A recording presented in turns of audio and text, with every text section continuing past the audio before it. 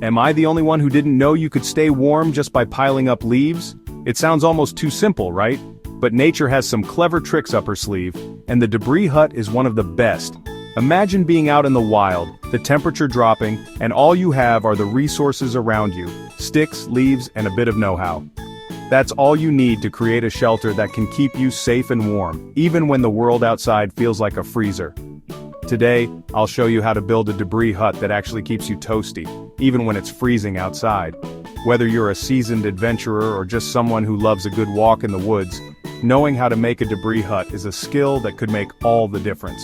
It's not just about survival, it's about comfort, confidence, and connecting with the wild in a whole new way. First things first, find 2 sturdy branches, and make a frame shaped like a long triangle or an A-frame. These branches are the foundation of your shelter, so pick ones that are strong and long enough to support the rest of your structure. Lay one branch on the ground as your ridgepole, and prop it up with a forked stick or another branch at one end to create that classic A-frame shape.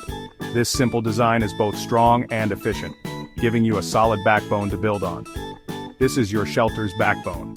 Take a moment to make sure it's stable, wiggle it, test it, and adjust as needed.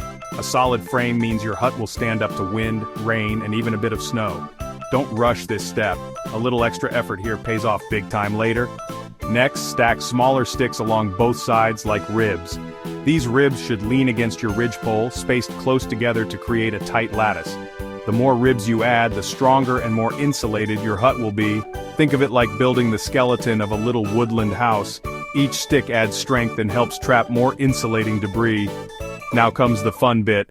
Grab armfuls of leaves, pine needles, and even moss. The forest floor is your hardware store, and you want as much natural debris as you can carry. Dry leaves are best, but don't be afraid to mix in pine needles, grass, or even ferns. The more variety, the better the insulation. Gather more than you think you'll need. You'll be surprised how much it takes. Pile it on thick, we're talking at least half a meter deep.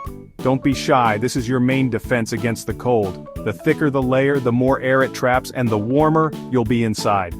Imagine burrowing into a giant leafy cocoon. That's the goal here. Maximum insulation, minimum heat loss. The secret? The thicker the debris, the warmer you'll be. Press the leaves down gently as you go, but don't crush them completely. You want to keep those fluffy air pockets intact. It's these pockets that do the real work, trapping your body heat and keeping the cold at bay. If you have extra time, add another layer or 2. You'll thank yourself later. Here's a cool fact. All those tiny air pockets trapped between the leaves act like a natural sleeping bag, holding in your body heat. It's like nature's own insulation system, designed to keep you warm, even when the wind is howling outside. When you crawl inside, you'll feel the difference almost immediately. Your own body heat gets trapped and reflected back at you, turning your hut into a cozy retreat. A well-built debris hut can be up to 20 degrees warmer inside than the chilly air outside. That's a huge difference, especially when the temperature drops below freezing. Imagine stepping out of the biting wind and into a snug, leaf-lined shelter where you can actually relax and get some rest. It's not just about survival, it's about comfort, and even a little bit of luxury right in the heart of the wilderness. Don't forget to leave a small entrance just big enough for you to crawl in and out. You can use extra leaves or a bundle of grass to block the wind at the doorway once you're inside. The smaller the entrance, the less heat escapes, so keep it as snug as possible. Don't forget to layer on some big branches or bark for a waterproof outer shell. This outer layer acts like a raincoat for your hut, shedding water and keeping the inside dry. If you can find sheets of bark or evergreen boughs, use them to cover the top and sides. Overlap them like shingles to make sure water runs off instead of seeping in.